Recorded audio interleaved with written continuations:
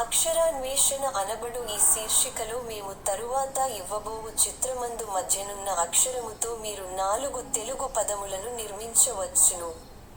అందులకు కావలసిన ఆధారములు చిత్రమునకు ఇరువైపులా తెలుగు మరియు ఇంగ్లీష్ భాషలలో ఇవ్వబడియున్నవి.